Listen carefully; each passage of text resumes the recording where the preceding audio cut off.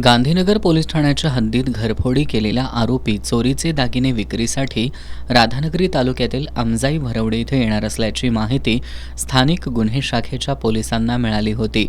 या माहितीच्या आधारे पोलिसांनी सापळा रचून संदीप नाना डोने याला ताब्यात घेतलं। गांधीनगर पोलीस ठाण्याच्या हद्दीत घरफोडी केल्याची कबुली त्यानं दिली आहे।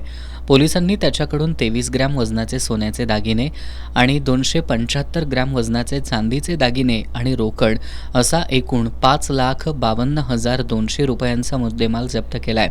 पोलीस निरीक्षक रवींद्र कळमकर यांच्या मार्गदर्शनाखाली पोलीस उपनिरीक्षक जालिंदर जाधव, अंमलदार संजय कुंभार, विजय इंगळे, महेश पाटील, सागर माने, लखन पाटील, शुभम संकपाळ, संजय पडवळ, कृष्णात पिंगळे, अमित मर्दाने, अमित सरजे, सुशील पाटील यांनी मिळून ही कारवाई केली आहे।